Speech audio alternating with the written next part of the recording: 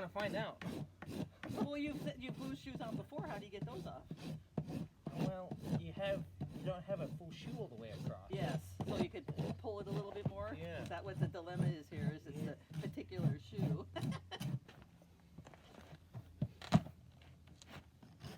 When you glue a shoe directly to the sole, some of the glue we have come out over the edge and up the hoof wall. And so right now I am filing the excess glue off the hoof wall. I'm not trying to file the hoof wall itself and break that bond that near the back of the heel where it is locked on. At this point I'm using my clinch cutter to also help kind of separate that bond.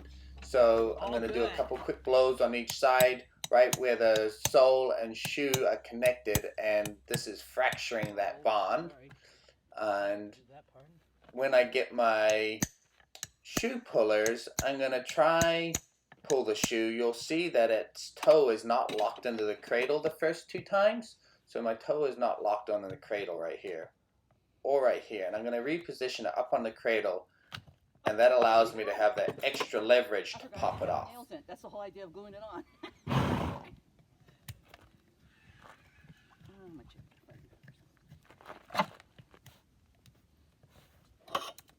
Before I get too carried away exfoliating, I always like to check the health of my sole and the integrity of it with running your hoof testers across it. This way it also gives us a chance to ask the horse a few questions to see how it's doing.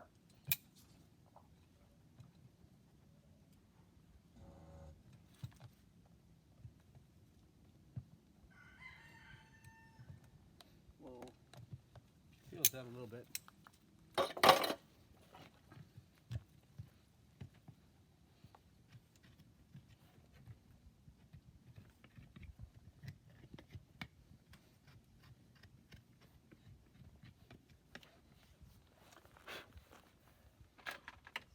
I'm going to draw in my central sulcus.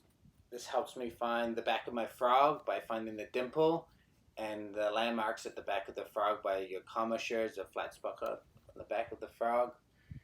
This measurement of the central sulcus helps me determine if my frog is stretched or not. So double my central sulcus length, and it gives me the true tip of my frog. I'm going to draw in from the termination of my bar back to my seated corn, both on both sides. I'm going to mark the widest part of my sole wall junction. I'm going to go back an inch from the tip of my frog. This helps me find the widest part of my foot. At this point I can go from my dimple from the widest part of my foot and double it from the widest part of my foot to my toe. This gives me my 50-50 ratio. And I'm going to draw in my line for the widest part of the foot. This line here is for breakover. The little line in front of it is my 50-50 ratio. I'm going to draw my sole wall junction. This is a marker for me to make sure I'm not over thinning the sole.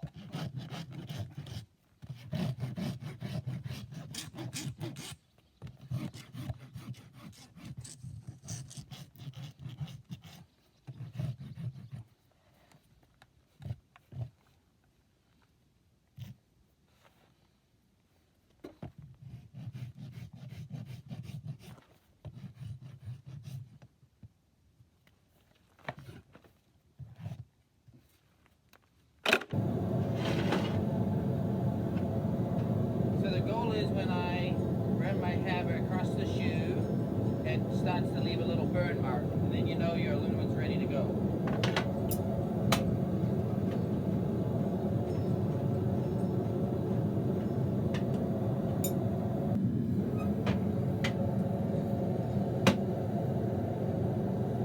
Alright, so here we are.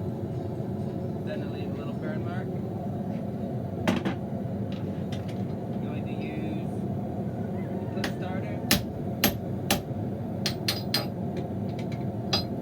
Do my bevel.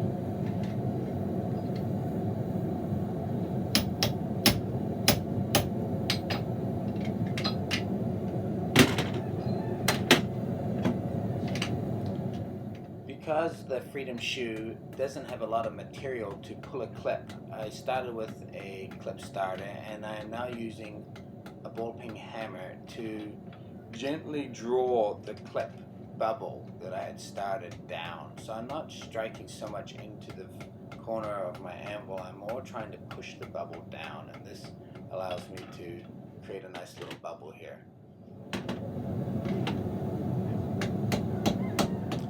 When I place my bubble back in the hardy hole, what I am accomplishing here is just flattening out my shoe. You can see how it doesn't sit on there flat, and as I'm ironing it out just with light gentle blows, I'm bringing my shoe back to flat and level.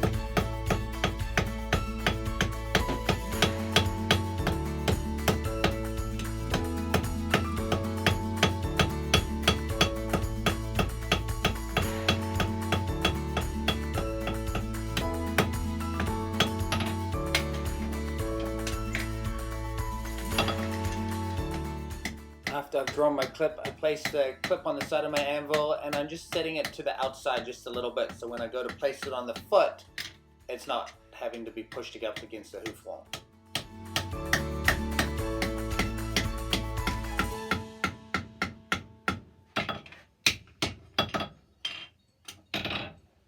There we go. With some quarter clips on a freedom shoe.